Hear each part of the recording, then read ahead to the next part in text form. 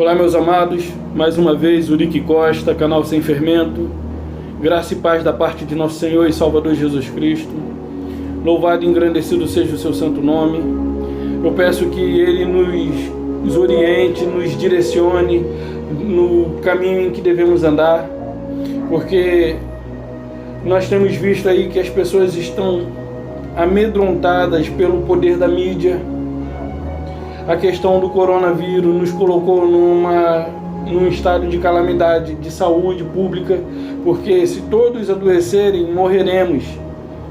Então, assim, se é mídia, ou se é manipulação da mídia, ou se não, devemos ter cuidado com a nossa própria vida, porque Ele nos deu vida para que nós vivamos ela de uma forma abundante, na sua presença e em amor, na sua presença da melhor forma possível, com amor ao próximo.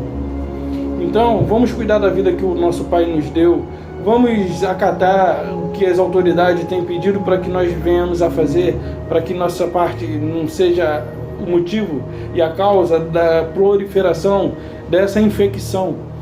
Eu posso até dizer para você que isso é uma arma química que foi produzida pelos chineses e eles fizeram um teste só para ver como é que seria. Isso é uma arma biológica, é uma manipulação política, é para desestabilizar a economia do planeta, não somente de um país, mas de todo o território, de todos os continentes, de todas as nacionalidades do mundo. Então, assim, as pessoas estão amedrontadas. Não pense você, eu sou de Deus, isso não me pega. Bom, eu sei que nossos dias foram determinados por Ele.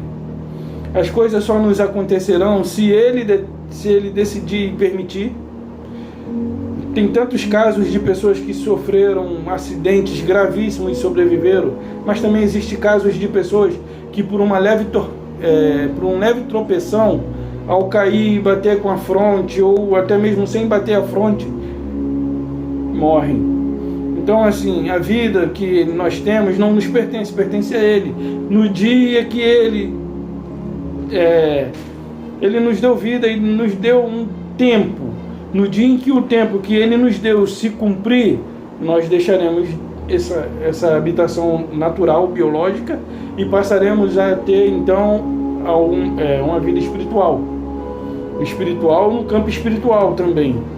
Porque hoje nós somos espiritual no campo físico, mas nós seremos espiritual na dimensão espiritual. Então, pessoal, não demore, cuidem-se, valorizem a vida que Deus lhes deu.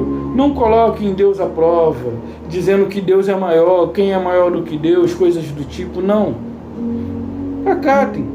Não é necessário você ficar com medo, entrar embaixo da cama com cobertor, fechar a porta do quarto, botar o guarda-roupa na frente para ninguém entrar. Não é necessário isso. Apenas tenha o cuidado que deve ser tido como qualquer uma outra infecção, como qualquer uma outra gripe. Então, eu queria pedir a você que fosse perseverante para comigo, porque eu tenho sido assim muito criticado em alguns casos, até porque tem pessoas que me conhecem, que me assistem e me chamam literalmente de louco por eu ter falado que Cristo já veio e muitas outras coisas mais.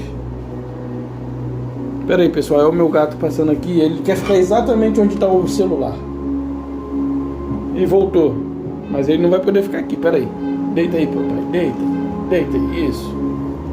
Aqui não dá, papai. Eu chamo ele de papai, tá, pessoal?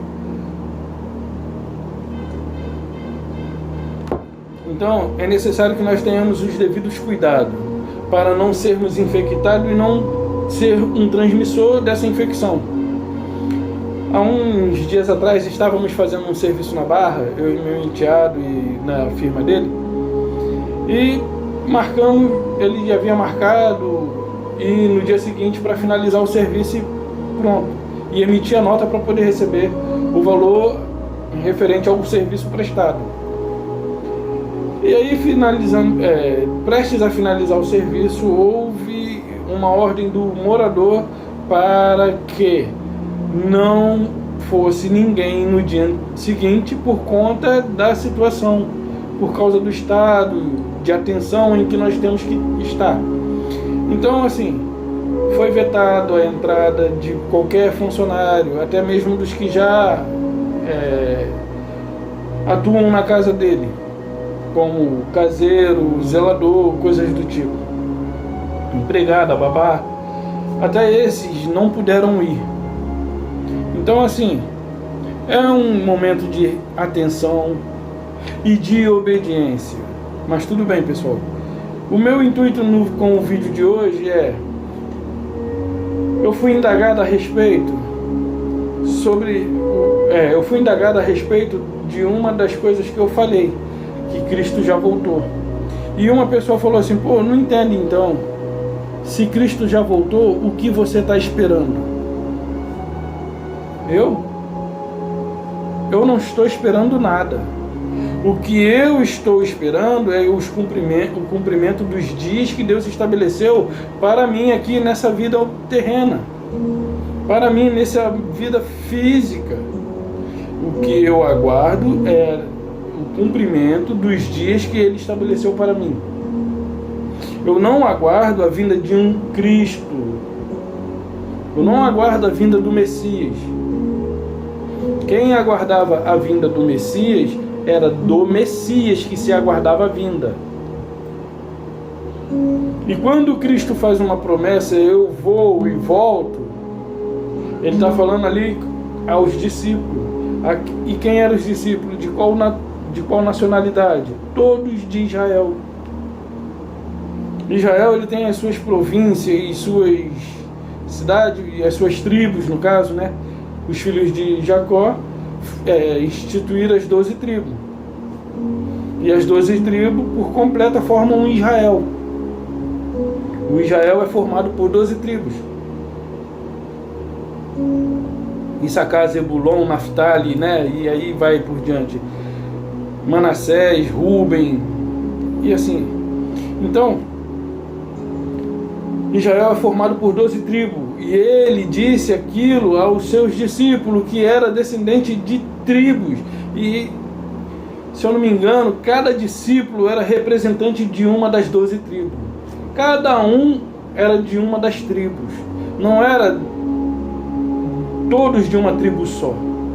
Um era de Rúben, outro de Issacar, outro de Zebulon, outro de Naftali, outro de Efraim, outro de Manassés, e assim por diante.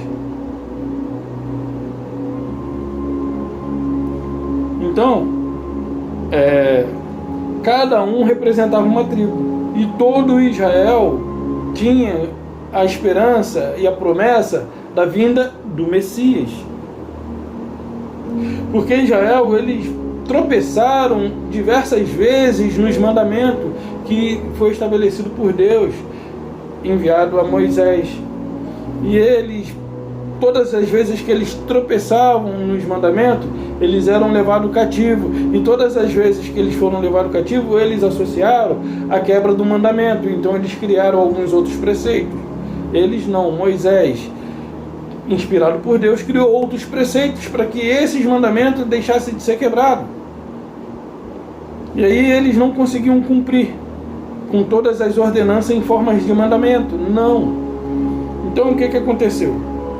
Eles associaram que todas as vezes que eles eram exilados levados ao cativo, eles associaram com uma quebra de mandamento. Então eles criaram muitas outras regras em cima das 613 que Deus já havia dado a Moisés. Isso e aquilo, são muitas coisas a serem observadas. São 278 positivas e 360 e alguma coisa negativa. Então o que acontece? E uma pessoa me perguntou assim: se Cristo já veio, o que você espera? Eu vou responder mais uma vez: eu não espero Cristo voltar. Eu espero que o cumprimento dos dias que Deus estabeleceu para mim se cumpra. E assim eu possa partir para o lugar que Ele determinou para que eu esteja com Ele. Até porque a nossa pátria não é terrena, a nossa pátria é celestial. Então, deixa eu tentar ajudar a essa pessoa que me indagou, tentar clarear um pouco a questão. Bom, deixa eu botar um pouquinho mais para lá, que aí eu apareço melhor. Bom, pessoal, vamos lá em João. Antes de entrarmos na Bíblia, eu gostaria de que você que não se inscreveu, se inscrevesse, ativasse o sininho e recebesse notificação a cada vez que eu postar um vídeo. E não somente isso, mas também divulgar, para que outras pessoas também tenham acesso às informações que foram restritas de nós, mesmo estando com Bíblia na mão, mesmo estando ouvindo pessoas que se dizem ser líderes religiosos, pessoas que se dizem querer o nosso próprio bem, quando na verdade o intuito deles é arrecadar para si. Então, dito isso, vamos abrir a Bíblia. Anota se você pode, se você não pode. Se você pode, abra a sua Bíblia. Se você não pode, anote para que depois você mesmo tire suas conclusões. Então, vamos abrir nossas Bíblias lá em João 14. Deixa eu pegar aqui o clareador, como diz o conhecido aqui. Clareador. João diz assim, João 14, versículo, eu vou ler 16 e o 17. Eu rogarei ao Pai, e Ele vos dará outro Consolador, a fim de que esteja para sempre convosco. O Espírito da verdade, que o mundo não pode receber, porque não vê nem o conhece. Vós o conheceis, porque ele habita convosco e estará em vós. Bom, aqui Jesus ele fala de uma maneira que parece que ele está falando de uma outra possível pessoa. Bom, deixa eu tentar explicar alguma coisa aqui, pode ser que esse seja o meu primeiro vídeo que você esteja assistindo. Certa vez Filipe indagou a respeito do Pai, indagou Jesus a respeito do Pai, pedindo que ele mostrasse o Pai para Filipe isso bastava. Filipe, uma vez andando ali com Cristo, aí Cristo falava do Pai, aí o Filipe vai, peraí, mostra-nos o Pai e isso nos basta. E aí Jesus fala para ele, Filipe, há quanto tempo estou convosco e não tendes me conhecido? Quem vê a mim vê o Pai. Então, o que Jesus quis dizer? Bom, Filipe, eu sou o próprio Deus manifestado em carne. Se você me vendo, você está vendo o próprio Deus. Ok? Você me vendo, você está vendo o próprio Deus. Só que você é incapaz de ver se você me vê na minha forma original, vamos supor. Na minha forma eterna. Assim, porque Cristo, Deus se manifestou em carne. Ele precisou da matéria biológica para se tornar visível aos nossos olhos. Tanto é que João diz assim, o verbo, no princípio era o verbo estava com Deus e o verbo era Deus. O verbo era Deus e o verbo estava com Deus. No princípio, né? No princípio. E o verbo se fez carne. Quem é o verbo? O próprio Deus. Quem é que se fez carne? O próprio Deus. E quando Filipe fala, mostra-nos o Pai, isso nos basta, Jesus confirma, quem vê a mim vê o Pai. E aí depois a gente vê mais lá para frente Paulo dizendo que ele é a imagem do Deus invisível. O Deus que é invisível aos olhos humanos se tornou visível através do corpo de Jesus, o Nazareno. Por isso foi possível que os discípulos vissem, por isso foi possível que todos os discípulos e todos os contemporâneos da época de Jesus vissem. Porém, se ele viesse, se ele manifestasse como ele é, ninguém o veria, a não ser que ele abrisse os olhos para que as pessoas vissem o invisível. Invisível aos olhos, natural, mas no mundo espiritual visível. No mundo espiritual visível, mas no mundo natural invisível. Porque visão é limitada. Nós somos limitados. E Deus é ilimitado no seu poder. Então, Paulo diz assim, que Cristo é a imagem do Deus invisível. Ok? Aí aqui nós vimos que Jesus está falando assim, eu rogarei ao Pai, e Ele vos dará outro Consolador. Ou seja, era a carne de Jesus, Jesus com domínio próprio sobre a carne, Deus com domínio próprio sobre a carne, fez com que a carne declarasse, eu rogarei o Espírito, e Ele vos enviará outro Consolador. Fica aí, cara, não levanta daí não. Espera aí, é meu gato aqui, senão ele vai atrapalhar o vídeo. Então, Cristo, ele orou pedindo que o Pai enviasse, até porque ele estava na matéria física. Então era necessário ele mostrar aos discípulos como que seria. Então o que acontece? Aí ele diz assim, o Espírito da verdade que o mundo não pode receber, porque não vê nem o conhece. Vós o conheceis, porque ele habita convosco e estará em vós. Ele não só habita convosco, né? Ele não só habita conosco, mas ele está em nós. Então vamos olhar um outro texto para uma compreensão mais aguçada. 1 Coríntios. Quem é o Espírito aqui que ele fala? Quem é o Espírito da verdade aqui que ele fala? É ele mesmo. Vamos ver se é ele ou se não é. Aqui mesmo em João 14, no versículo 23 e 24. Respondeu Jesus, se alguém me ama, guardará minhas palavras. Guardará a minha palavra. E meu Pai o amará. E viremos para ele e faremos nele morada. Quem é que viria para junto de nós? Quem é que viria para nós e faria morada? O Cristo e o Pai, né? Aí ele diz assim, 1 Coríntios 3.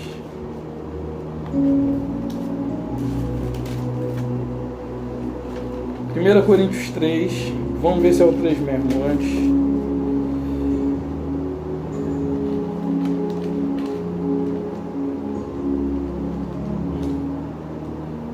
Segunda Coríntios 3. 2 Coríntios 3. Falei primeira. 2 Coríntios 3, 17. Ora, o Senhor é o Espírito. Onde está o Espírito do Senhor, aí a liberdade. Então, se nós linkar um verso com o outro, nós teremos a compreensão de quem é que viria e habitaria com o homem para sempre. Então, aqui ele diz assim, o Espírito da verdade, que o mundo não pode conhecer, porque não vê nem o conhece. Vós o conheceis, porque ele habita convosco e estará em vós. Não vos deixarei órfão, tá vendo? Aí ele vai e completa, não vos deixarei órfão, voltarei para junto de vós. De que forma Cristo voltou? Cristo, ele faz essa promessa enquanto ele está manifesta em carne aos seus discípulos. E ele morre e ressuscita. E ele reaparece aos seus discípulos, porque era necessário que os seus discípulos o visse um cumprimento da promessa que ele havia feito, certo? Porque se ele se manifestasse novamente agora de forma espiritual, seus discípulos não veriam, e seus discípulos não reconheceriam, é uma outra coisa. Nós andávamos com um e esse é outro, mas na verdade não. O Espírito da verdade que o mundo não vê e nem pode conhecer, e nós conhecemos, e ele está conosco e habita em nós, é o próprio Cristo. É o próprio Deus. É o próprio Deus. E aí Jesus completa, não vos deixarei órfão, vou e volto. Porque Jesus agora ressuscitou e agora ele está dizendo, ó, eu vou. A minha presença física irá, mas a minha presença espiritual estará com vocês. para sempre, até a consumação dos séculos, na ocasião dos discípulos, e para conosco até o fim das nossas vidas. Nós vamos ver. Aí vamos linkar aqui o Espírito da verdade, né? Aí ele diz assim: o Senhor é o Espírito. Ora, o Senhor é o Espírito. Artigo definido. O Senhor é o quê? Ele é o Espírito, né? O Senhor é um Espírito e o Consolador é outro Espírito. Não. Quer ver uma coisa? O próprio Cristo diz, Deus diz na sua palavra, que Ele não divide a sua glória com nenhum outro. Como que pode ser outro se Deus não divide a sua glória? Deus não divide a sua glória com nenhum outro. Ele não dividiria com o Filho e nem com o seu auxiliar, o Espírito Santo, segundo a religião aí. Porque Deus, Ele é soberano. E se os três são um, então quem deles é soberano? A soberania é título que só cabe a um ser. Ou seja, existe soberano de nações, reis, soberanias de nações. Na Inglaterra, na Espanha, ali há um rei, né? É um soberano. Ok? Vamos considerar que o rei ele é um ser soberano sobre a nação. Então, se ele tivesse na Inglaterra, qual dos dois é soberano? Mesmo ele sendo rei da Espanha e sendo convidado pela rainha Elizabeth, e agora ele também tivesse a autoridade sobre o povo inglês, que é outra nacionalidade, e a rainha da Inglaterra delegasse a ele poder, ele seria soberano sobre o povo ou ele seria subordinado à soberania da rainha Elizabeth? Porque não dá para ser soberano, não dá para ter três soberanos em um só lugar, porque soberano seria só um. É o título que só cabe a um ser, não a três. E Deus não divide a sua soberania com ninguém. Aí aqui eu fiz uma marcação, né? 1 Coríntios 3,17 agora.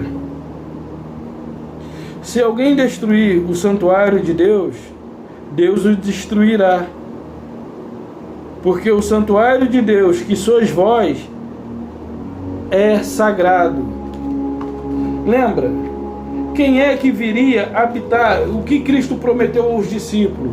O Espírito da verdade, que o mundo não vê, nem pode receber, mas vós conheces, que o mundo não conhece nem pode receber, mas vós conheceis.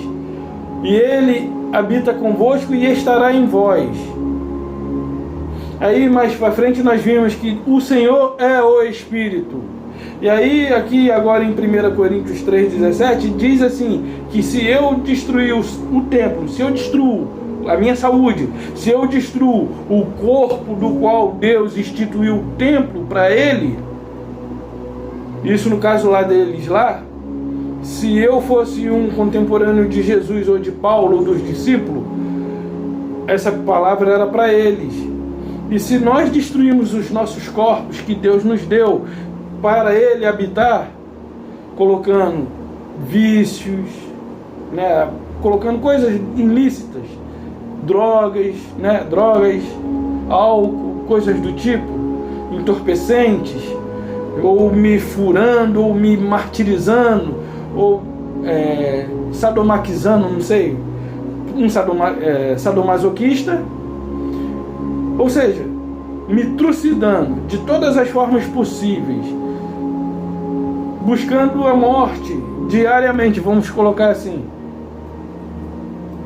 Deus o destruirá, porque o corpo que é o templo do Espírito Santo é sagrado. Quem é que habita em mim? Quem é que habita em você? O próprio Deus, porque ele quis assim, como está escrito aqui. Não é o que está escrito? Se alguém destruir o santuário de Deus, Deus o destruirá, porque o santuário de Deus, que sois vós, Então, aonde que Deus habita? No santuário. Quem é o santuário? Eu. Então quem é o Espírito da verdade que habita em mim e em você? O próprio Deus, o próprio Cristo. O próprio Cristo ressuscitado. Não é o Jesus Nazareno. Até porque um corpo não pode ocupar o espaço do outro. Mas o Espírito, ele pode e prescruta todas as coisas. Ele divide alma e medula. A palavra do Pai. Porque no princípio era o Verbo, o Pai é a palavra.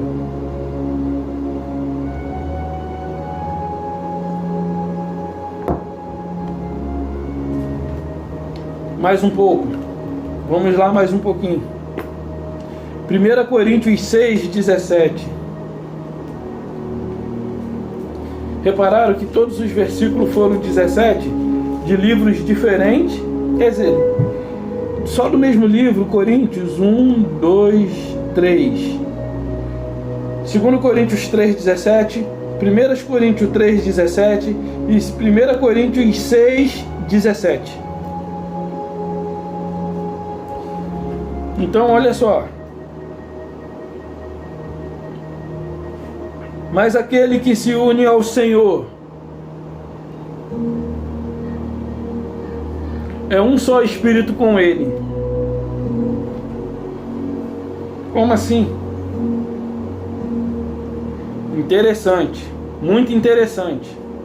Aquele que se une ao Senhor é um só espírito com Ele.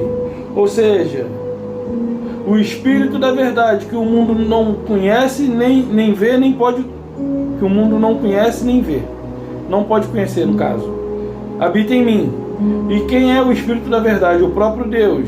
Segundo a palavra dele, diz que nós somos o seu santuário, para ele habitar. E agora, ele habitando em mim, eu sou ou não sou um só com ele? Se ele habita em mim, aquele que se une ao Senhor é um só espírito com ele.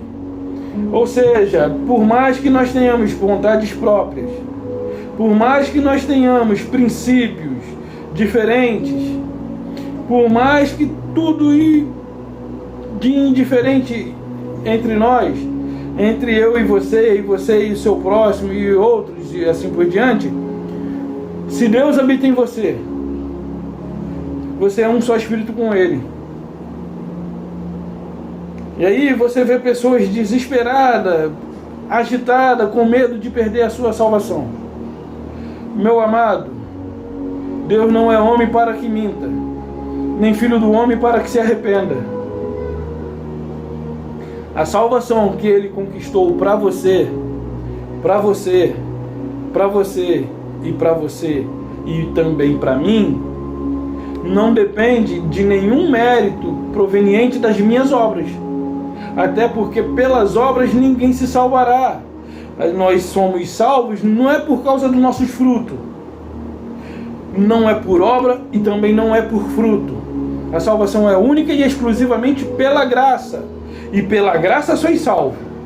E isso não vem de você, não vem de mim, para que nem você e nem eu nos gloriemos, mas vem única e exclusivamente dele e do sacrifício realizado por ele no madeiro, para que eu e você tivéssemos a esperança da vida eterna. E essa esperança, no caso, era para os judeus, porque os judeus estavam debaixo da lei, e debaixo da lei eles tinham que ser perseverantes. Debaixo da lei eles tinham que perseverar, eles tinham que ser firmes, combater um bom combate, como disse Paulo. E eu e você realista para você, no meio do candomblé, no meio da perdição, da promiscuidade, da depravação, da pior categoria de podridão que possa existir na face da terra. Se alguém estiver lá e esse alguém for eleito, ou seja, estiver lá participando, convivendo do meio em que ele se encontra, se esse alguém é predestinado por Deus para se salvar, ele deixou de usufruir dos benefícios da justiça do reino, que foi conquistado por mim e por ele, por mim e por você. O que é o reino? O reino de Deus não é comida, nem bebida, não é carro, nem casa na praia, nem cobertura, não é status financeiro, isso não é prosperidade. Não é a prosperidade bíblica. A prosperidade bíblica proveniente de paz, saúde, alegria no Espírito Santo. Então, o que é o reino de Deus? Disse Paulo. O reino de Deus não é comida, também não é bebida, também não é apartamento na praia, não é carros importados na garagem, não é status financeiro. O reino de Deus é paz, justiça e alegria no Espírito Santo, que é o próprio Deus.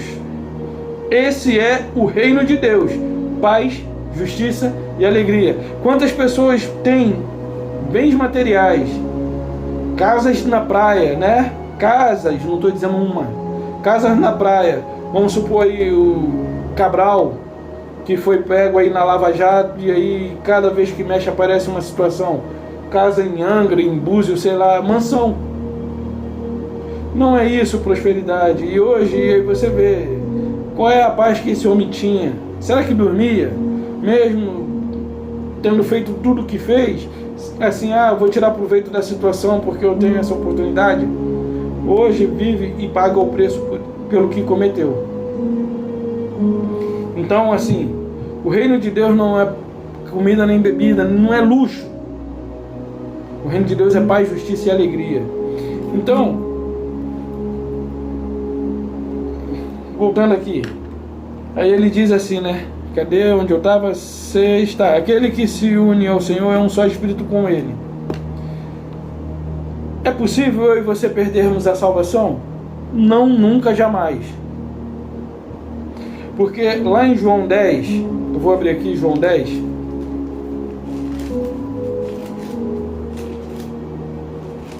Para a gente entender, e eu vou concluir. João 10, concluir não, né? Eu vou concluir o que eu comecei a falar. João 10, vou pegar só o 27. As minhas ovelhas ouvem a minha voz. 27 não, do 27 para frente. As minhas ovelhas ouvem a minha voz. Eu as conheço, elas me seguem. Eu lhes dou vida eterna, jamais perecerão. Jamais perecerão. E ninguém as arrebatará de minha mão. Aquilo que o Pai me deu é maior que tudo, e da mão do Pai ninguém pode arrebatar. Eu e o Pai somos um. Ou seja, ele está dizendo assim, eu biologicamente sou o mesmo ser espiritual. Eu biologicamente e o ser espiritual que está em mim somos um só.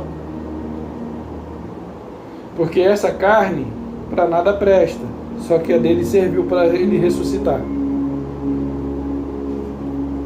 O problema é que as pessoas não têm uma compreensão exata da ressurreição. Eles pensam que Cristo, vamos supor, a minha avó morreu já tem aí 20 anos. Sabe aquele ditado que diz assim, esses olhinhos aqui que a terra há de comer viram muitas coisas? Com esses olhinhos aqui que a terra há de comer? Será que, por exemplo, o pai do avô do meu pai, vamos supor, pegar algo bem distante, morreu, foi sepultado, existe algum resíduo biológico? Nenhum.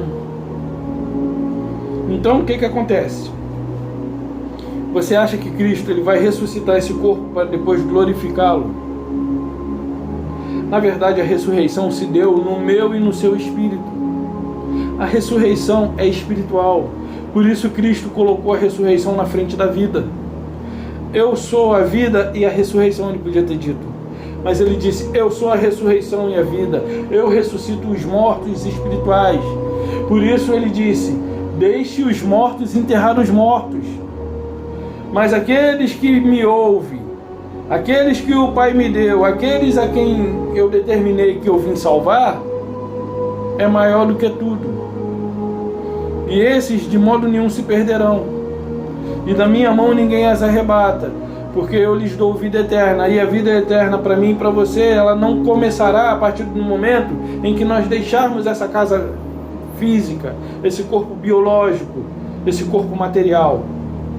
Porque isso aqui é uma habitação para o meu e o seu espírito, assim como Cristo também, assim como Deus teve uma habitação biológica no corpo do Nazareno, nós estamos aqui também habitando. Eu estou habitando o corpo do Uricelli.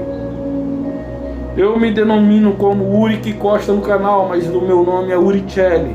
Hoje eu estou habitando no corpo do Uricelli, mas eu não sou um ser daqui, desse plano. Eu sou um ser espiritual. E você também é um ser espiritual. Mas também tem os seres que são terrenos. Assim como Adão era um ser terreno. Existem os seres terrenos e existem os seres celestiais. Então, vamos voltar aqui para concluir aquele assunto. Os seres terrenos e os seres espirituais. Porque lembra do filme do Super-Homem? Que vem lá de Krypton e é lançado para a Terra por conta da destruição do seu planeta. E ele é um ser superior aos seres humanos que se encontram aqui. Ele não tem a sua pátria, a Terra. A Terra não é a sua pátria. Ele é de uma pátria diferente. Eu peguei esse exemplo para facilitar a compreensão. O Espírito que habita em mim, o Espírito meu e seu, o nosso Espírito, ele veio de Krypton. O nosso Espírito, ele veio do céu, de onde Cristo habita, de onde Deus habita. E ele veio participar dessa natureza terrena, porque assim como os filhos participam da natureza terrena, da natureza humana, vamos ver lá, porque temos que sair daqui com a compreensão clara. Assim como os filhos, Hebreus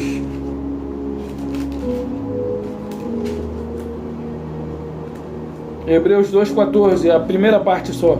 Visto, pois, que os filhos têm participação comum na carne, ou seja, têm participação comum na carne e sangue, na vida humana, deste ele igualmente participou.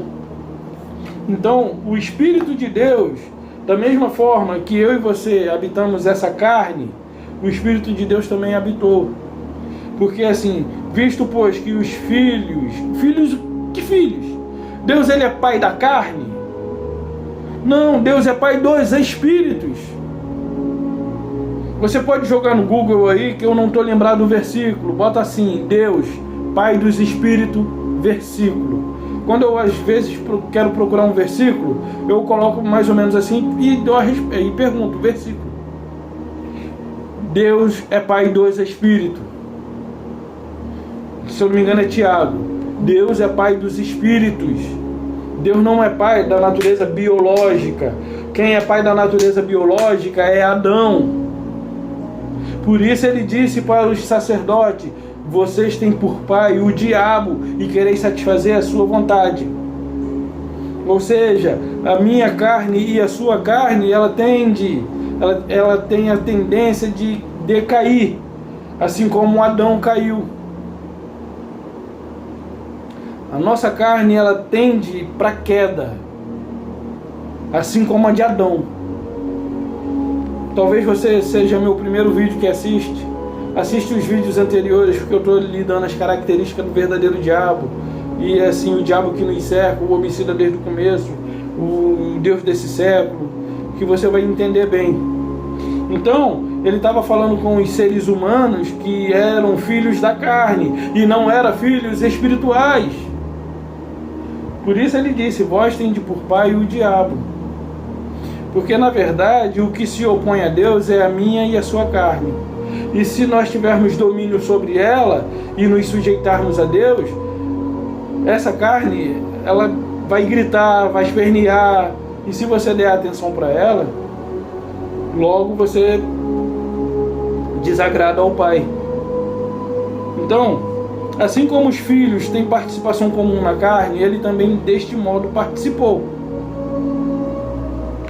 Mas então aqui, aí a pessoa vive uma vida totalmente corrupta, prostituta, lascível, ganância, torpe, assim, da pior maneira que um ser humano possa viver. A pior experiência que possa ser experimentada por um ser humano na face da terra. Crack, prostituição, álcool, sexo e rock and roll. A pessoa vive dessa maneira, piercing de todos os lados, tatuagem, linguajar depravado, todos os meios de destruição existente no nosso conhecimento, essa pessoa faz uso. E aí Deus determinou que essa pessoa é uma eleita para a salvação. Se ela morrer na condição em que ela se encontra, ela está salva? Cai da cadeira agora, ela está salva. Porque ele não veio salvar a carne. Ele veio salvar o espírito e por isso ele morreu. Porque a vida eterna não é a continuação da vida terrena. A vida eterna é o início da vida espiritual. O início não, é o retorno, porque nós viemos de lá. Nós viemos de lá, por isso Paulo diz, a nossa pátria é o céu. Aí eu te pergunto, vamos supor, eu sou brasileiro, você é brasileiro, nós nascemos aqui, qual é a nossa pátria? Brasil. Nos mudamos para qualquer parte do mundo, eu fui para o Japão, você para a Alemanha, ou você para qualquer um outro país da Europa, Dinamarca, França, Suíça, Espanha, Portugal, Holanda, né? Mônaco, coisas do tipo, Roma. E assim, qual é a sua pátria? Agora você vive na Itália, agora você vive na Espanha, mas qual é a sua pátria? De onde você veio? Você veio do Brasil, a sua pátria é Brasil. Então Paulo ele descreve muito bem a nossa pátria. A nossa pátria é o céu. E eu, por exemplo, por que a nossa pátria é o céu? Porque nós fomos gerados lá. E hoje estamos aqui, visto que os filhos têm participação comum na carne, igualmente ele também participou. Ele também participou. A pátria determina o lugar de que viemos. Aí por isso que diz, o pó do qual o homem foi formado, volta ao pó. O pó não entra no céu. A carninha,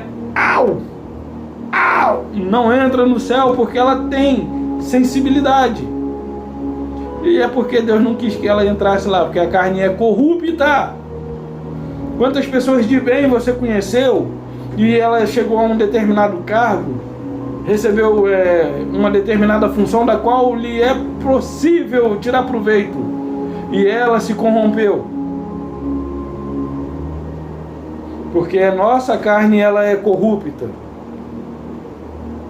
Nossa carne é corrupta.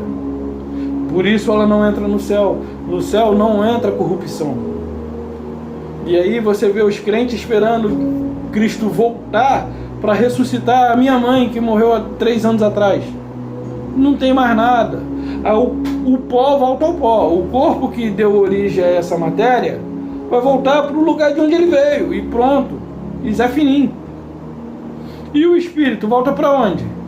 Para a pátria de onde ele veio. O espírito não é o fôlego de vida, Nefesh Hayah. O espírito é aquele que Deus enviou. Por isso ele é pai dos espíritos. Ele, por exemplo, ele nos criou antes da fundação do mundo. Antes de do mundo existir, nós éramos espíritos. E aprove a Deus fazer com que esses espíritos adquirissem um corpo físico para se manifestarem e para aprender uns com os outros, ajudar uns aos outros e assim cumprir o propósito de Deus. Agora, existe também o homem natural, que não entende as coisas do Espírito. Mas o homem espiritual entende tudo e ele de ninguém é discernido. Porque quem conheceu a mente do Senhor, senão o Espírito do Senhor que nele está? E quem conheceu as coisas do homem, senão o Espírito do homem que nele está também? Então nós temos a mente de Cristo porque o Espírito de Cristo habita em mim e habita em você. O Espírito de Deus habita em nós, para nos fazer entender o que nos é dado gratuitamente. E o religioso não consegue compreender que o que o olho não viu, o que o ouvido não ouviu, e nem jamais penetrou no coração do homem, são as coisas que Deus preparou para nós. Eles só são incapazes de compreender porque eles ainda não receberam a mente de Cristo para entender quem é que eles são de fato. E hoje eu só tenho um pouco dessa compreensão porque a minha mente foi alcançada pelo poder do Evangelho, o Evangelho que Cristo queria que chegasse a todas as nações, o Evangelho do qual exalta Cristo e tira o homem do pedestal, joga o homem no chão, onde o homem não tem contribuição nenhuma para a sua salvação. Todos os méritos são de Cristo. Cristo é o Salvador, Cristo é Deus, todos os méritos são dele. Eu gosto muito daquela música da Ana Paula Valadão, Diante do Trono, né? Porque dele, por ele, para ele são todas as coisas. Agora você imagina se fosse 3: Pai, Filho e Espírito Santo. Porque deles, por eles, para eles são todas as coisas. Ei, não, essa parte é minha. Não, isso aqui é meu. Ia ter briga entre eles. Porque Deus, ele mesmo disse: não divido a minha glória com ninguém. Então, meus amados, não é difícil entender. O difícil é aceitar. Então, assim, para uns a lei está em vigor, para outros não. Para mim eu digo, o fim da lei é Cristo. E a lei que rege a minha vida hoje é a lei que vem do Espírito da liberdade de Cristo. Ele mesmo morreu. Por exemplo, a igreja, o Antigo Testamento, o Israel antigo, ele era noivo de Jesus o Nazareno. Mas ele morreu, e aí a esposa ficou desobrigada para com o marido morto. Ficou descomprometida. Não tem mais que seguir as orientações não tem mais que ficar subordinado ao marido morto. Morreu, está livre. E não é adúltera se contrair uma nova núpcia. Ou seja, e não se torna adúltera se casar de novo. Vamos ver lá, Romanos 7. Versículo 4 somente. Não, tem que ler um pouco mais para dar compreensão, né? Eu sei que o que eu falo é muito sólido. É o osso do mocotó. Não dá para morder. Mas é uma realidade que tem que ser entendida. Diz assim, analogia do casamento. Paulo aqui, ele está se referindo ao casamento para exemplificar o que Cristo fez. Ele está pegando o exemplo do casamento para mostrar o que Cristo fez. Porventura, ignorais, irmão, pois falo aos que conhecem a lei. Paulo está falando a quem? Ele está em Roma, mas ele está falando a quem? Porventura, irmão. Porventura, ignorais, irmão, pois falo aos que conhecem a lei. Quem é que conhece a lei? O Israel. Que a lei tem domínio sobre o homem toda a sua vida. Que a lei tem domínio sobre o homem toda a sua vida? Está perguntando. Ora, a mulher casada está ligada pela lei ao marido, enquanto ele vive. Mas se o mesmo morre, desobrigada ficará da lei conjugal. De sorte que será considerada adúltera se, vivendo o marido, unir-se com outro homem. Porém, se morre o marido, estará livre da lei. E não será adúltera se contrair novas núpcias. Assim, meus irmãos, também vós morreste relativamente à lei. Como? Olha quem Paulo está falando a eles, judeus. Morreste também relativamente à lei. De que lei? A lei que os obrigava, né, a cumprir os seus propósitos. Aí ele diz assim: assim, meus irmãos, também vós morreste relativamente à lei, por meio do corpo de Cristo, para pertencerdes a outro, a saber, aquele que ressuscitou dos mortos, a fim de que frutifiquemos para Deus. Então olha o que Paulo está dizendo: olha, Cristo se manifestou, Cristo morreu, vocês eram casados com a lei, agora a lei morreu para vocês se casar com aquele que lhes deixa livre. Vocês não são mais casados com a lei, vocês agora têm que se casar com Cristo ressuscitado, porque o Cristo, o Jesus Nazareno, ele também era casado com a lei. Ele nasceu na plenitude dos tempos. Aqui, vem comigo, para você ver que não sou eu, é Bíblia.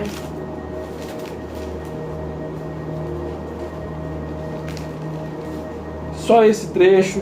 Vindo, porém, a plenitude dos tempos, Deus enviou seu Filho, nascido de mulher,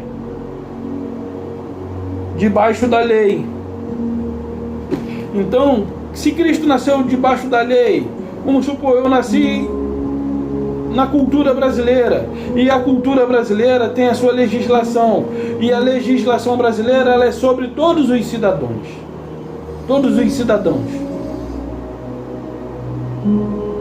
E se alguém descumprir a lei, é punido. Isso é, no caso do Brasil, se for pego. E se for pego no descumprimento da lei, será punido. Então Cristo, sendo um cidadão israelense, ou um cidadão judeu, ele estava na obrigação de cumprir as leis que regiam aquela nação. E detalhe, vindo a plenitude dos tempos significa o tempo acabou. Quando se completou, vamos supor, esse copo aqui estava pleno d'água, não cabia mais nada. A plenitude é quando chega ao limite, não tem mais onde pôr, acabou. Quando acabou o tempo que Deus havia determinado, Cristo se manifestou. Vindo, pois, a plenitude dos tempos, Deus enviou seu Filho, nascido de mulher, debaixo da lei. Mas olha o detalhe: para resgatar os que estavam debaixo da lei, não para deixar, mas para resgatar. Era necessário que aqueles que estavam casados com a lei fossem resgatados para viver uma vida de liberdade em Cristo. Gálatas 5, versículo 1. Para a liberdade foi que Cristo nos libertou. Permanecei, pois, firme, e não vos submetais de novo a jugo de escravidão. Eu, Paulo, vos digo que se vos deixar circuncidar, Cristo de nada vos aproveita. Paulo usa aqui o exemplo da época dele, circuncidar. Eu posso dizer para você, se você se tornar um religioso que vai a templo e dizimar, Cristo de nada aproveita. Se você fizer parte de uma religião e se batizar, Cristo de nada aproveita. Porque o nosso batismo foi no madeiro, juntamente com Cristo ali na sua morte. Antes de eu existir, ele já havia nos batizado, eu e você. E ele, naquele ato ali, ele batizou todos quanto haviam morrido de Adão até ele. Todos os que haviam existido de Adão até aquele momento foram batizados. Tanto os que morreram, tanto os que estavam vivos até aquele determinado momento foram batizados na cruz de Cristo. Ok? E nós que não existíamos, já nascemos batizados no seu sangue, lavado, remido, mas não são todos. O problema é que quando eu falo, as pessoas pensam que todo mundo está salvo. Não são todos que se salvarão. Por isso a Bíblia mesmo diz, ele veio em resgate de muito. Eu não vim para ser servido, eu vim para servir e dar a minha vida em resgate de muito, não são de todos. Então, meus amados, Cristo já veio e habita em mim. Que necessidade tenho eu de esperar algo que não me foi prometido? Foi prometido a você. Pode procurar na Bíblia aí se existe uma possível vinda de Cristo para os gentios. O que você vai ver lá em Apocalipse já aconteceu. Pega o Apocalipse, leia com atenção e veja em que momento o Apocalipse se encontra. O Apocalipse é a continuação do livro que foi revelado a Daniel. Lembra que Jesus disse, só para a gente, assim, isso aí eu vou martelar, eu vou ser um pouco prolixo nas minhas mensagens. Lembra que Pedro fala, ele fala para Pedro assim, olha, você quando era novo se ungia assim assado, mas quando for velho tu não sabe tá. Aí Pedro fala assim, e quanto a este, que recortava, né? E quanto a João? Aí Jesus responde para Pedro, se eu quero que ele permaneça vivo até que eu venha, o que te importa? Quanto a ti, segue-me. Isso se encontra em João 20, 21 e 22. Ou então é 21, 20, 21, 22. É ali em João, tá? 20, 21 ou 21, 22. Então, é fácil de você achar. Assim, e aí, correu um boato por conta de Pedro, porque Jesus falou com Pedro, correu um boato entre os discípulos, dizendo que Jesus disse que João não morreria. Mas não foi isso que Jesus disse. Jesus não disse que João não morreria. Jesus disse que se ele queria que João ficasse vivo até o dia em que ele voltasse, até o dia em que ele viesse, que te importa, Pedro? Quanto a ti, segue-me. Então, se Jesus não veio, de fato João ainda se encontra vivo. Mas nós sabemos que João morreu na ilha de Pátimo. Então vamos ver lá, Apocalipse. Eu não lembro aqui aonde é, mas vamos ver, assim, eu não lembrei, porque eu lembrei agora, pessoal, e eu quero finalizar aqui. Apocalipse, eu acho que é primeiro, Apocalipse 1. Revelação de Jesus Cristo que Deus lhe deu para mostrar ao seu servo as coisas que em breve devem acontecer, e que ele, enviando por intermédio do seu anjo, notificou o seu servo João, o qual não é aqui, peraí, que ele fala assim, sou conservo teu.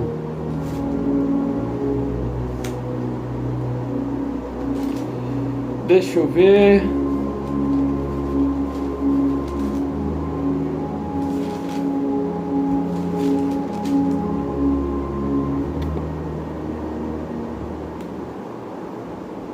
Que ele fala assim, não faça isso, eu sou conservo teu, e estou vivo por causa da palavra de Deus e do testemunho de Jesus. Deixa eu ver aqui. Eu tenho que dar uma pesquisada aqui, mas eu não tenho um outro meio de pesquisa. É porque eu lembrei na hora.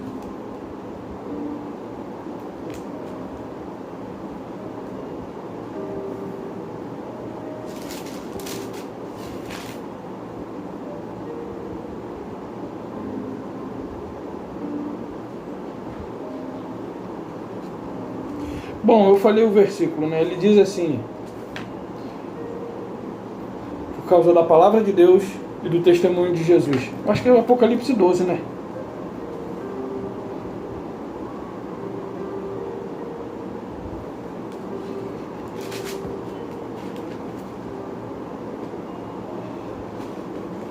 Não é.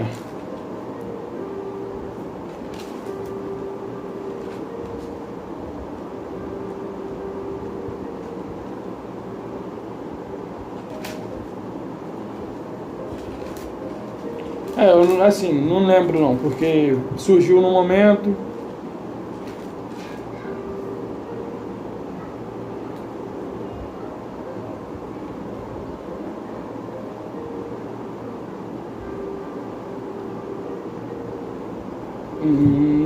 Não. Aí quando eu não quiser eu acho. Tudo bem.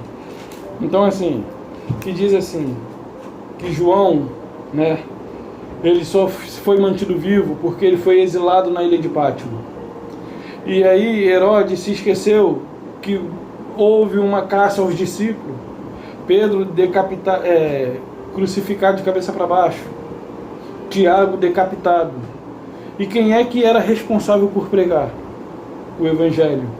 Na Bíblia, nós vemos aqui os que pregaram o Evangelho: Pedro, Tiago e João. E olha o que se sucedeu. Olha o que se sucedeu. João, ilha de Pátimo.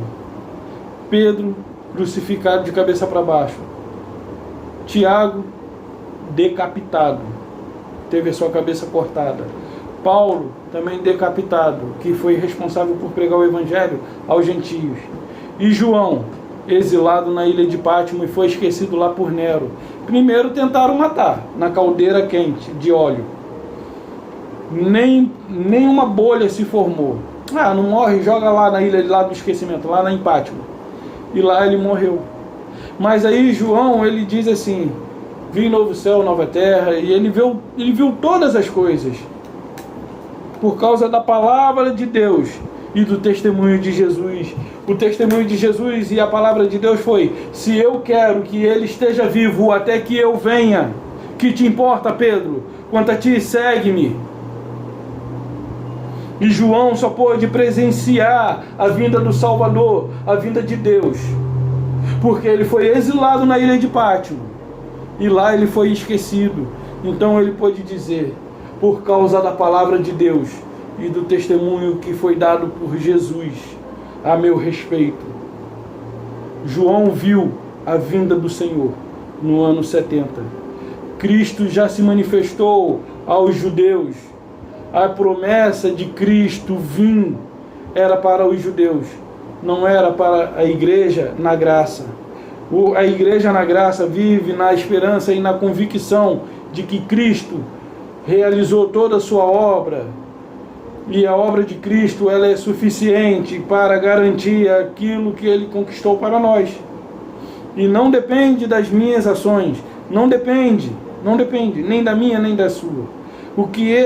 A minha diferença para você hoje é que eu reconheço o que Cristo fez na cruz do madeiro como sendo único e suficiente para a minha existência e minha salvação. E não coloco não faço nenhum esforço para fazer com que o que ele conquistou e garantiu fique mais ao meu alcance, fique mais acessível. Não. O que ele me disse é: amai-vos uns aos outros. Disse a mim e disse a você por meio da sua palavra. Amai-vos uns aos outros, assim como eu vos amei.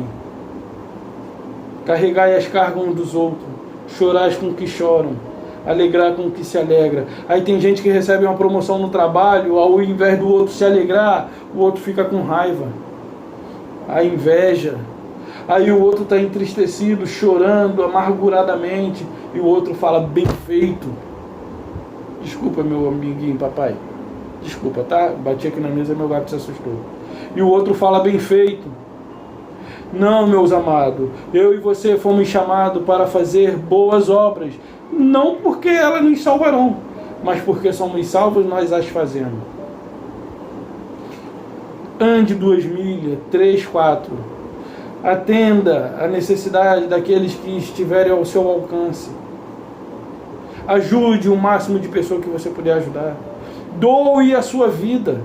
O maior exemplo de pessoas humanitárias, de pessoas humanas, o maior exemplo de todos os que eu conheço é a Madre Teresa de Calcutá, é o Mandela, que também, mas assim, ele já tem interesse político. Mas a Madre Teresa de Calcutá, Paulo, após a sua conversão, os discípulos também após sua conversão, o Cristo manifestado em carne é o seu exemplo. Então, meus amados, Cristo já veio e habita em mim. Que necessidade mais há de esperar um Cristo vir nas nuvens? Ele veio, quando fala de Cristo vir nas nuvens, era uma sentença que havia de vir sobre o povo de Israel. Eu tenho um vídeo falando a respeito disso, alguns vídeos falando a respeito. Não espero a vinda de um possível Salvador na nuvem. Quem olha para a nuvem nunca semeará. Quem olha para o vento nunca cegará. Haja, seja quem você é. Desfrute do que Cristo conquistou para você. Usufrua da vida que Ele te deu.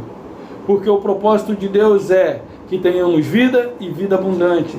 Aí você entra em determinado lugar, vou cortar o cabelo, não pode. Não pode. Vou à praia. Quem te disse? Isso não te pertence mais. E aí eu conheço pessoas que antes eram humanitárias. E após a sua conversão, ela agora, a intolerância religiosa tornou ela uma pessoa difícil de lidar. Antes ela não fazia acepção de pessoa. Hoje ela faz acepção. Ela restringe as pessoas. Ela faz a seleção das pessoas com quem ela vai se relacionar.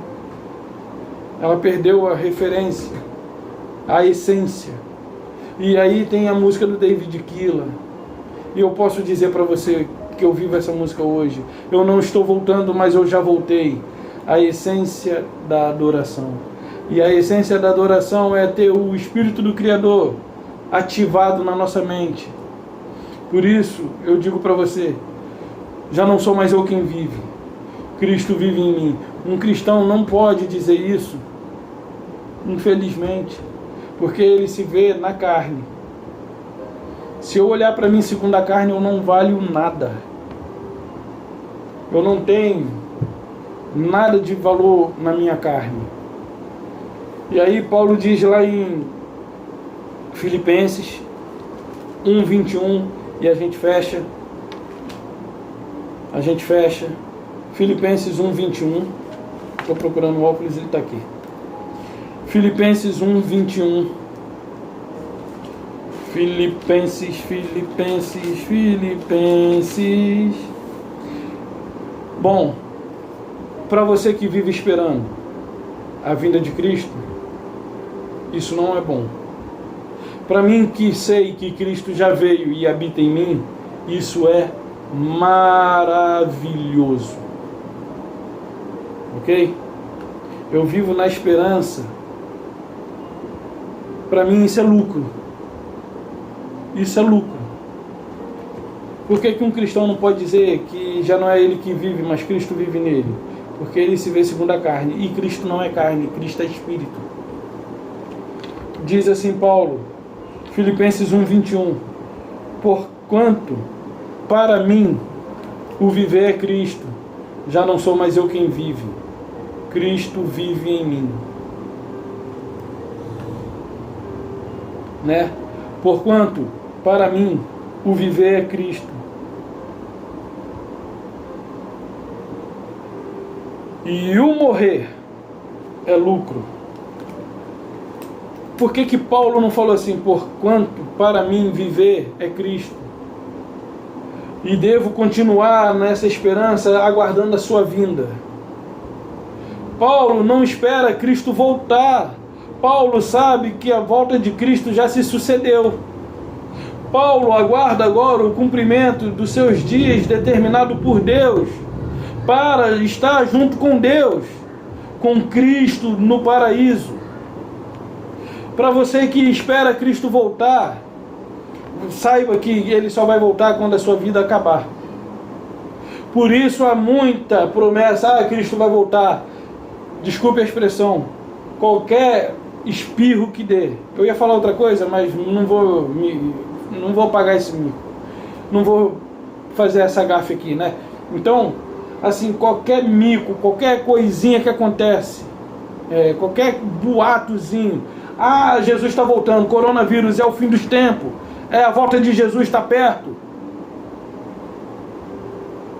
Paulo não aguardava a volta de Cristo, Paulo aguardava somente o cumprimento dos seus dias estipulados, determinado por Deus, porque ele já sabia que Cristo já tinha vindo, e não há nenhuma promessa de Cristo voltar para resgatar a sua igreja. E o que tem lá é uma coisa que é mal compreendida ali, as 10 viúvas, ou as 10 virgens. 10 virgens, 5 prudentes e 5 imprudentes, insensatas. Mas tudo bem, essa é a mensagem que eu deixo. Assim como Paulo, eu não espero Cristo voltar, eu espero o cumprimento dos meus dias se cumprirem, e o propósito de Deus determinado para esses dias na minha vida sejam realizados através da minha obediência. Então, meu amado, um beijo no coração de vocês, meus amados. Um beijo no coração de vocês. A paz, a graça e a paz de Jesus Cristo.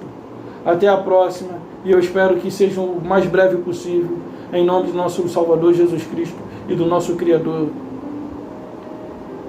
Assim seja, pessoal.